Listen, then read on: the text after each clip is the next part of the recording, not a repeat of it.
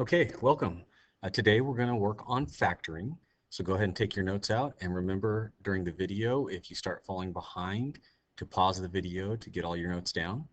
And if you don't quite understand something, remember you can pause the video, rewind, and listen to that section again.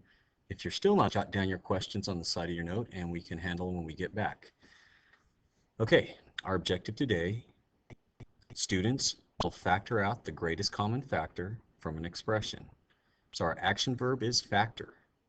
And what are we factoring? The greatest common factor. And we're doing that from a given expression. So go ahead and write that in your notes and pause the video to do so. And when you're done, turn it back on and we'll move on. Okay, some vocabulary for the lesson. We need to know what factors are. Factors are numbers or expressions you can multiply together to get another number or expression. So again, pause the video and get the definition down. Okay, some examples of factoring. Let's start with the first one. First factor is, we're going to start with a number, something we know is 8. Now we know that factors are numbers being multiplied together. So if we took 2 and we multiplied it by 2, which is 4, times 2 more, we would get 8.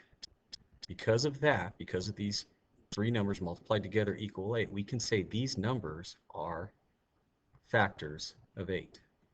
Again, factors are numbers or expressions you can multiply together to get the number or another number or expression. Okay, earlier this week or last week in class, we looked at polynomials. Something like, I'm sorry, let me back that up. We looked at multiplying two binomials. And we did first term, first times last, and we did the middles. And the product came to something like this. Again, x plus 2 times x minus 3 are factors of x squared minus x minus 6. Why? Because factors, again, are numbers or expressions, in this case expressions, you can multiply together to get another number of expression. So again, we will say these are factors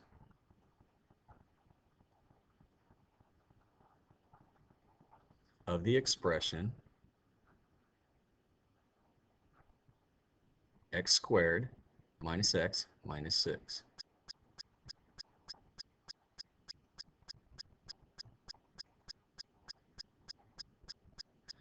Okay, some non-examples. Non-examples would be 8 is equal to 6 plus 2. This is a non-example because here we are adding and not multiplying. That should be an arrow. Some critical attributes. A number or expression must be the product of its factors. Okay, one more time. A number or expression must, so whether they're dealing with a number or an expression, it must be the product of its factors.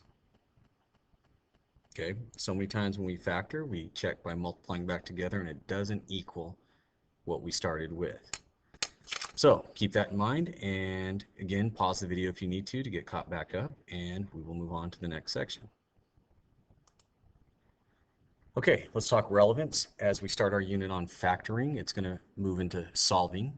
And factoring techniques are one of the easiest ways to solve polynomial equations. Polynomial equations, in turn, are used extensively in the mathematical modeling of real-world problems, such as, and I gave you an example of just one of many different ways we can solve.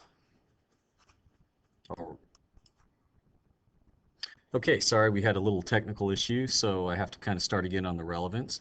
We were talking about the factoring techniques used to solve real-world problems. A lot of these problems can be modeled by a mathematical equation, and a lot of them are polynomials.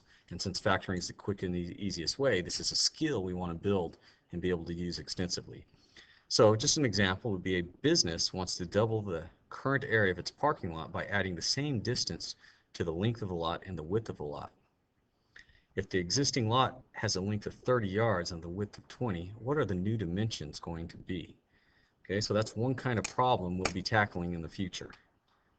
So, moving on, let's talk about GCF, greatest common factor.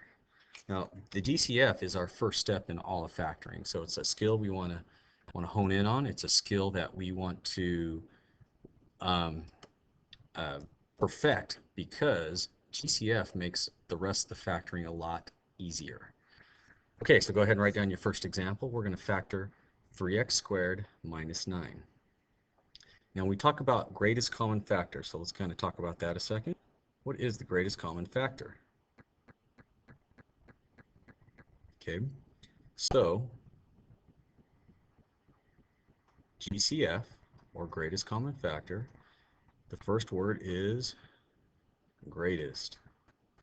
Okay, we are looking for the greatest number or largest number. So that's what the G stands for, greatest or largest.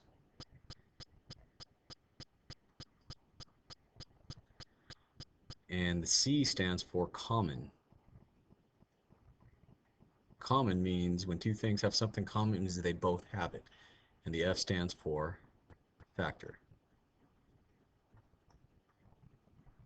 So what we are looking for is the largest number or largest factor they both, or all the terms, have in common. The largest factor they all have in common. One more time, the largest factor they all have in common. So what we're going to do is we're going to go over to our example, and we're going to start with the numbers, 3 and 9. What is the largest factor 3 and 9 have in common? In other words, what is the largest number we can divide both numbers by? Well, I know 3 is divided by 3. I know 9 is divided by 3. Therefore, 3 is the largest or greatest factor both numbers have in common. So I'm going to factor out a 3. So when I factor out a 3, I'm simply going, okay, I'm going to divide. 3 divided by 3 leaves me x squared here. 9 divided by 3 is 3. And we have now factored out the greatest common factor. We can always check multiplying back. Now the check doesn't mean we've got the greatest common factor, but it will tell us if we do have a common factor. There might have been a bigger one we missed. But simply doing this derivative property, I multiply back, and sure enough, I got back what I started with. So that is a factor. In this case, it is the greatest common factor.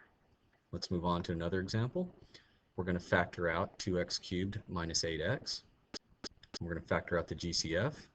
So again, we're looking for the largest factor they both have in common.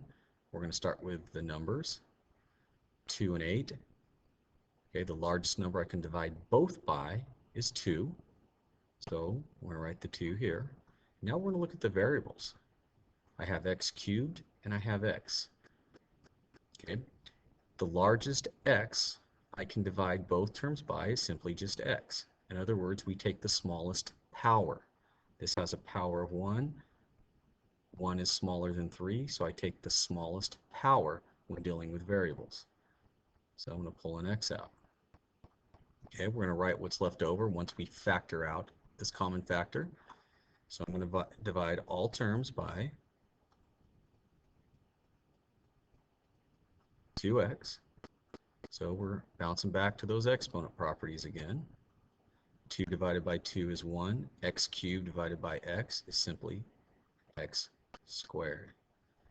8 divided by 2 is 4. X divided by himself, or 1, which is completely gone, and our sign comes down. So we have factored out the greatest common factor.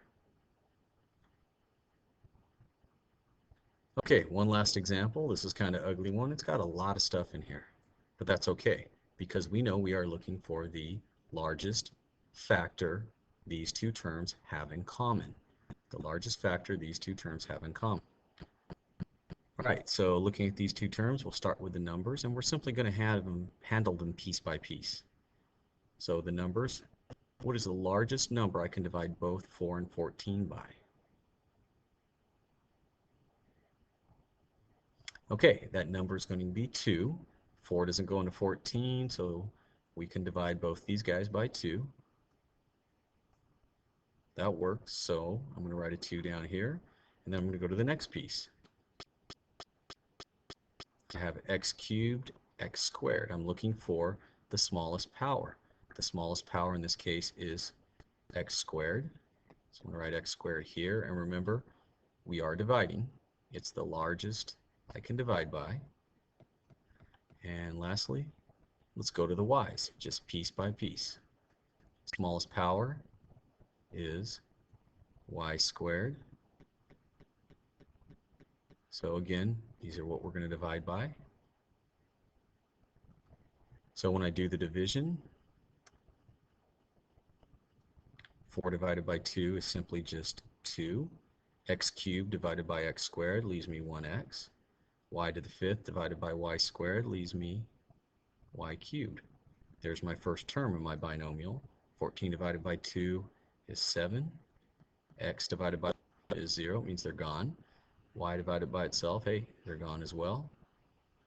So my final expression is, I'm going to clean it up because, again, I'm having a lot of technical difficulties. That is supposed to be a 2. So I'm going to come over here and write it, say in factored form. This is 2x squared y cubed. Sorry, y cubed, not, let me back up.